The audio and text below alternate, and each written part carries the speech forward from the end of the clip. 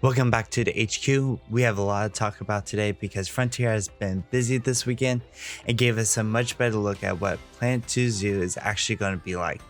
We're talking about the new gameplay trailer, the new confirmed animals, improved animal behaviors, seasons, aquariums and aviaries, new building tools, and even a little bit of speculation about the future of the Planet franchise games. So yeah, Planet Zoo 2 is not just feeling like a sequel anymore. It's starting to feel like a complete evolution of the game.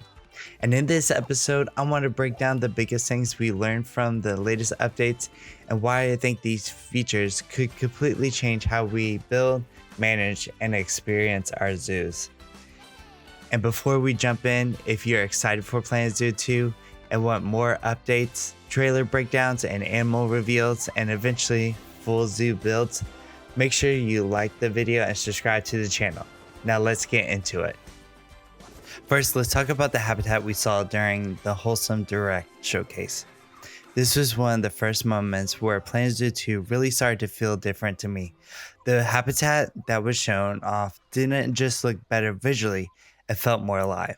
The animals looked more dynamic, their movements felt more natural, and from what we saw, they seem to interact with their environment in a much deeper way than before. That is huge, because in Planet Zoo 1, the animals were already impressive, but sometimes they could still feel like they were moving through a space instead of trying living in it. Planet Zoo 2 seems like it is pushing that further. Now, animals are not just being placed in a habitat, they are responding to it. They are using it, they are interacting what is around them. And that matters because habitats are the heart of this game. If the animals behave in more realistic ways, then every rock, tree, water feature, shelter, and enrichment item becomes more important. It is no longer about making the habitat look good for us, it is about building something that actually feels alive and better for the animal. When we got the gameplay trailer at the PC Gaming Show, and that gave us even more to talk about. One of the biggest things I've noticed is about the animal behavior. We saw animals herding together, we saw them drinking, we even saw them eating from sources inside their enclosure. And we saw more animated behaviors that make the animals feel like they are actually responding to the world around them. That is exactly what I wanted to see from Planet Zoo 2.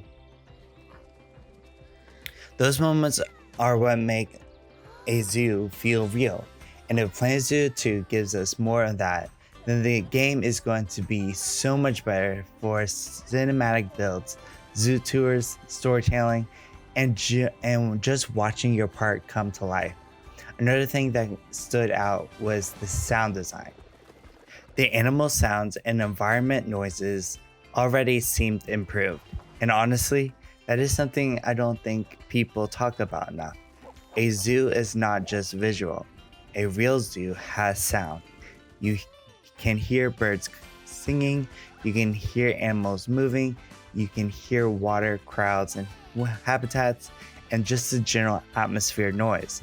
If Planet Zoo 2 improves the sounds and noises of the animals, that could make the game feel way more immersive, especially now that we have aquariums, aviaries, and more dynamic habitats. That brings us to seasons. Seasons are officially one of the most exciting things that are coming to Planet Zoo 2. From what we have seen, it looks like trees and plants will automatically change with the seasons, and that alone is a big deal. Imagine building a woodland habitat looking completely different in the spring, summer, fall, and winter. Imagine your zoo changing naturally as the year goes on, but it looks like it goes deeper than just visuals. Water also seems like it could be affected by seasons, and in summer, we may even see water dry up because of the heat.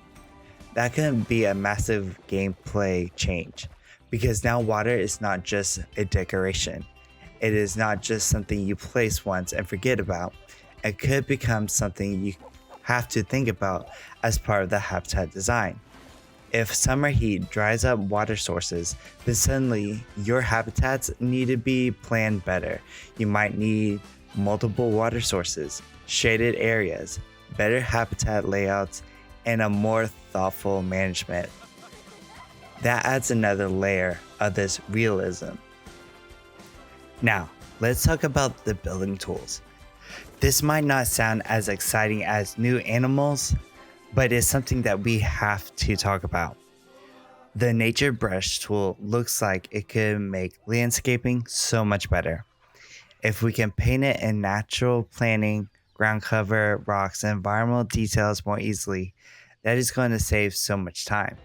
One of the hardest parts of building a plant zoo is to making things feel natural without spending hours placing every single plant by hand. So if the nature brush helps us with that, it could completely change how quickly we create realistic habitats. We also saw scaling, which is huge. Being able to scale certain pieces gives builders way more freedom of creativity. It means fewer limitations, more custom design, and a lot more flexibility when creating realistic buildings, rockwork, signs, props, and habitats. And then there is the new water tool. This might be one of the most important building changes in the game. From what we have seen, it looks like water can be placed much more freely now, and terrain will not get in the way like it did before. That is a big deal. In Planet Zoo 1, water could be so frustrating. You had to fight the terrain, you had to shape everything just right, and sometimes the game simply would not let you place water where you wanted it. Now, if Planet Zoo 2 allows us to put water basically wherever we need it, that changes a whole lot of stuff. Now let's get into aquariums. Aquariums are clearly going to be one of the biggest additions in Planet Zoo 2. And from what we've seen, aquariums are not just simple tanks that you have to place down. It looks like they're going to be able to be custom built habitats, and that is exactly what I was hoping for. We saw what looks like special aquarium doors, which probably means staff access and proper management systems like filters, etc., are built into the aquarium design. We also saw that it appears to be a tunnel option in the menu, which would be a really cool feature if that is the case. If aquarium tunnels are actually something we can build, that's going to be definitely incredible. But there's one detail I think that is really important. It looks like fully aquatic animals may not be able to place together with semi-aquatic animals. So that probably means no hippos with fish, or if we get polar bears, they can't hunt naturally. So no mixing fully aquatic species with semi-aquatic habitats, but honestly that doesn't make sense, and it may be a little bit disappointing for some creative ideas, but I understand it. At least we got aquariums and aviaries in Planet Zoo 2. Now let's talk about aviaries. They look like they're going to be customizable as well, and that is huge, because if we can actually shape and build aviaries instead of just placing a basic exhibit box, that gives us so much creative freedom, and possibly even habitats for more than just birds. That last part is very interesting. It looks like aviaries may be flexible enough for other animals to be placed in them, depending on how the system works. So we'll have to just wait and see. I don't want to overstate it that yet, but it looks like something that could definitely be watching out for. Now, let's go over the new confirmed animals that we have. So in the Wholesome gameplay that we had, we now confirmed that the gray wolf is official, which is not the same species that we had in Planet Zoo 1 base game, but it's definitely, at least we get another wolf species. We also have the red deer coming back, which if you didn't notice the vocals on that, watch the trailer. We have the Masai Giraffe, which has been in demand. And so even though it's not the reticulated giraffe, it's another great species to have. We have the Blackspotted Puffer fish, which is had a great, shows the ability that it can actually puff itself up.